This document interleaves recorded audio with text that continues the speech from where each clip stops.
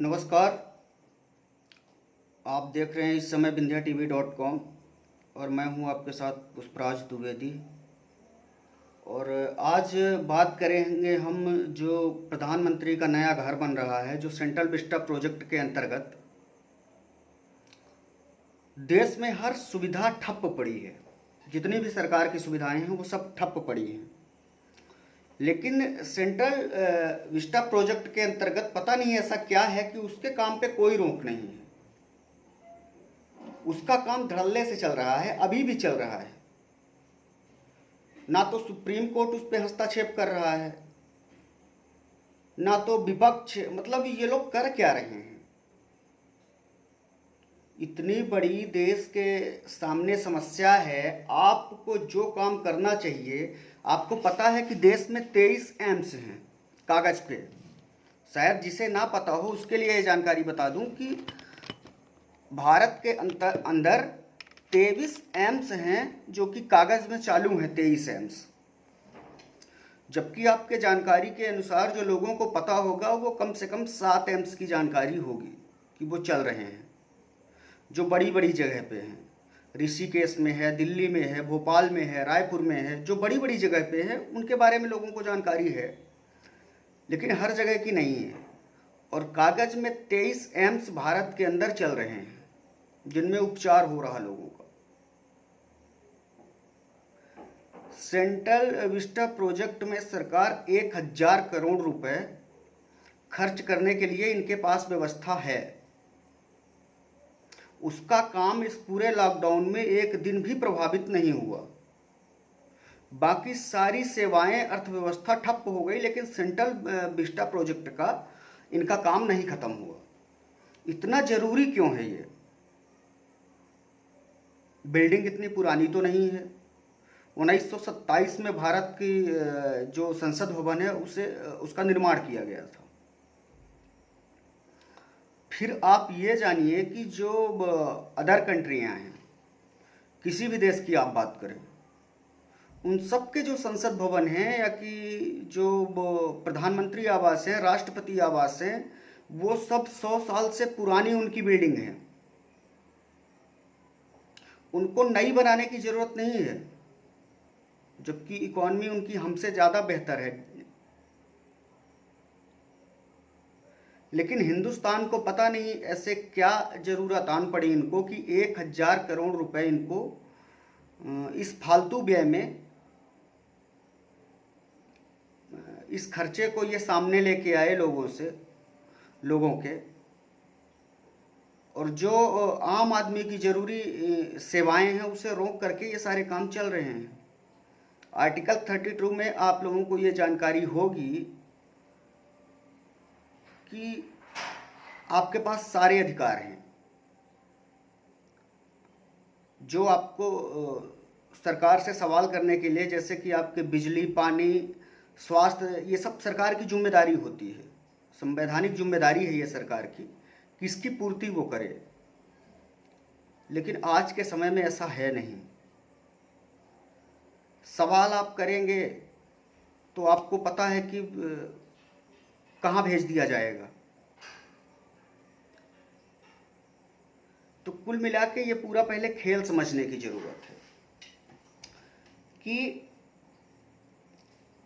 Central Vista project के अंतर्गत जितने मजदूर लगे हैं, जो मजदूर वहाँ काम कर रहे हैं, कुछ आंध्र प्रदेश से हैं, कुछ तमिलनाडु से हैं, कुछ यूपी से हैं, बिहार से हैं, हर जगह के मजदूर वहाँ काम कर रहे हैं। उन्हें ये जो महामारी थी उनके ऊपर इफेक्ट नहीं डाल पाई, उन्हें नहीं परेशान कर पाई। तो इससे समझा क्या जाए? इसे आम आदमी समझे क्या? ये लोगों को तो जानकारी नहीं है कि दिल्ली में क्या चल रहा है, क्या नहीं चल रहा है। प्रधानमंत्री का नया घर बन रहा है या राष्ट्रपति का नया घर बन रहा है या संसद भवन बन रहा है, इसकी तो जानकारी नहीं है। ना ये चीजें न्यूज में आती हैं, ना कोई बताता है। और सुप्रीम कोर्ट क्या कर रहे हैं? उनको नहीं दिखता है कि इतने बड़े पैमाने पे दिल्ली में जो 1,000 करोड़ का प्रोजेक्ट चल रहा है उसमें इतने मजदूर काम कर रहे हैं, उनके लिए कोई समस्या नहीं है, उनको ये महामारी इफेक्ट नहीं डाल रही है। बाकी पूरे देश में इतनी बड़ी अर्थव्यवस्था ये अराजकता फैलाए, कॉमन सेंस की ये बात है।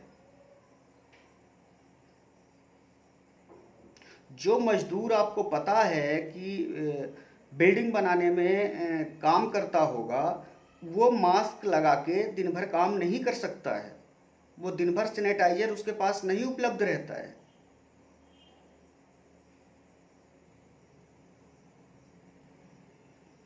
फिर भी उसके लिए कोई आपत्ति नहीं है।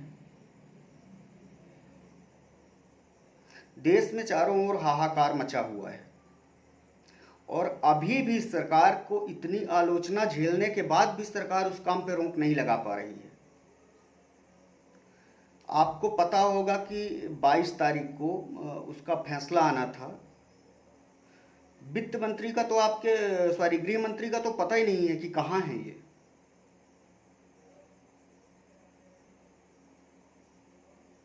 किसी को इनके बारे में कोई जानकारी नहीं है कि ये रहते कहाँ हैं, कितने दिन से गायब हैं। जो आदमी इतने बड़े पार्टी का प्रमुख चेहरा था, वो कहाँ गायब है।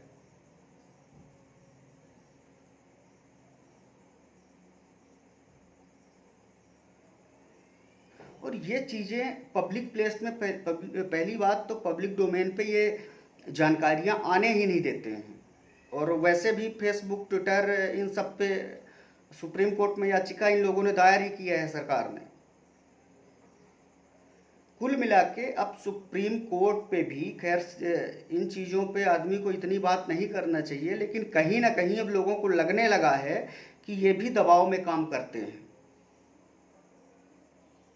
वो कैसे करते हैं ये मैं नहीं कह रहा हूँ, ये बहुत सारे आपको सोशल मीडिया पे ऐसे आर्टिकल मिलेंगे, ऐसे वीडियो मिलेंगे जहाँ पे साफ साफ बोला गया है, जहाँ पे बड़े बड़े लोग बोल रहे हैं, जो अच्छे पढ़े लिखे नॉलेज वाले लोग हैं, वो बता रहे हैं। जो अधिकार हाई कोर्ट के पास था उसको खुद सुप्रीम कोर्ट ने ले लिया। हाई कोर्ट के पास वो अधिकार नहीं रहने दिया है, उसे सुप्रीम कोर्ट ने ले लिया है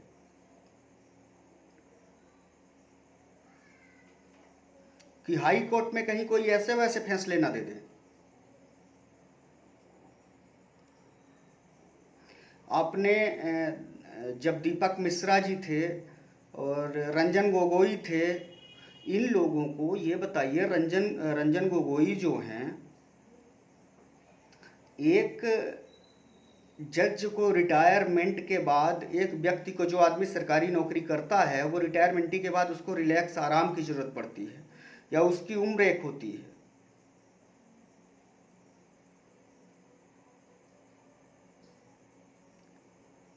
लेकिन इन लोगों को पद का कितना बड़ा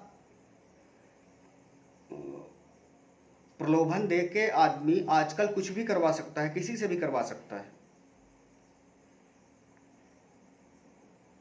बहुत सारे विवादों में इनके नाम आए, लेकिन इन लोगों को फर्क तो पड़ता नहीं है। फिर मैं बता रहा था आप लोगों को, एक चीज़ थी मेरे पास, हाँ, चीफ जस्टिस ये रंजन गोगोई का ही है। इनके ऊपर बहुत सारे ब्लेम लगे थे। जब ये पार्लियामेंट में गए तो इनके पास बहुत सारे इनके ऊपर ब्लेम लगे, लेकिन हुआ क्या? सरकार ने क्या एक्शन? सरकार तो उनका खुल के आमंत्रित ही की थी उनको। कोर्ट में इतनी हिम्मत है नहीं, होती तो बहुत सारी याचिका दायर किए थे लोग बाग, कहाँ उसमें सुनवाई हुई? हाई कोर्ट का बताया कि आपके जहाँ भी इलाहाबाद हाई कोर्ट हो गई या कि दिल्ली की हाई कोर्ट हो गई, सबकी जो भी इनके पास पावर थे वो सब सुप्रीम कोर्ट ने ले लिया है अपने अंडर पे।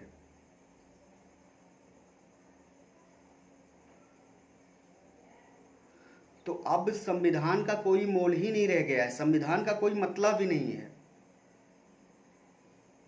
संविधान का मतलब एक कागज में आदमी लिख के रख दे, उसको चिपका दे, वही है संविधान। अब आपको आपका अधिकार, नागरिक का जो अधिकार होता है, उससे वो मिलना नहीं है। वो कागज़ की बातें रह गई हैं। फिर आपको एक जानकारी देना था,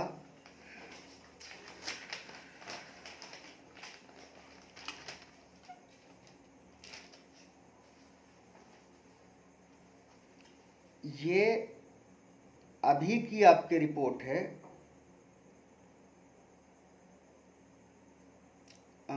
आर्टिकल 32 में मैंने बताया आपको कि मौलिक अधिकार थे, यही अधिकार हाई कोर्ट के पास भी था। जो 32 का मैंने जिक्र किया आपको, यही सब कुछ हाई कोर्ट के पास था, लेकिन अब ये नहीं रह गया है। जब हाई कोर्ट के पास नहीं रह गया तो आप समझ सकते हैं कि आपके पास भी नहीं रह गया, हमारे पास भी, किसी के पास नहीं रह गया है। जब किसी के पास नहीं रह गया है तो आप जाएंगे कहाँ? सुप्रीम कोर्ट का आप दरवाज़ा खटखटाएंगे। जिसको ज़रूरत लगेगी वो कहाँ जाएगा? वो सुप्रीम कोर्ट के पास जाएगा। सुप्रीम कोर्ट तो पता है कि आप, अब ये सब लोगों को, किसी को मुंह से कहने की ज़रूरत नहीं है कि कैसे काम कर रहे हैं लोग। फिर अभी की ये रिपोर्ट है आपकी, 22 तारीख को जो सुनवाई होनी थी, ये आपके, हाँ 22 को सुनवाई होनी थी ये मोटो में। इसको क्या किया गया? 22 को रद्द कर दिया गया। क्यों रद्द कर दिया गया? उसको बढ़ा के 27 को कर दिया गया। क्यों कर दिया गया? बाकी सुनवाइयां तो रात को कोर्ट खुलवा लिए जाते हैं। अभी सरकार कहीं की बनना हो तो रात को 1 बजे कोर्ट खुल जाएगा। आधी रात को जज के घर में फोन चला जाए, जज के घर में खुद वो चीजें लग जाती हैं। लेकिन कहीं ना कहीं आप ये समझ लीजिए कि आपके जो अधिकार है वो पूरी तरह से छीने जा रहे हैं और ख़त्म ही हो जाएंगे। संविधान का मतलब अब वही कागज़ में लिखा आपको मिलेगा, बाकी ज़मीन पे अब कुछ नहीं मिलेगा, और ना ही आपके पास कोई अधिकार रह गया है।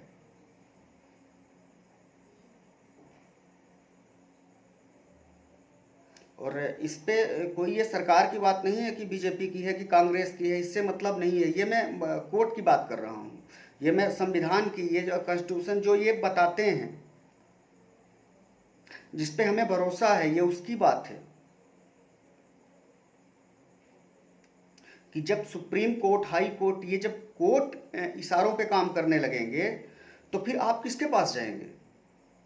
सिस्टम तो पहले से खोखला है, भ्रष्ट है, अब जाएंगे कहाँ?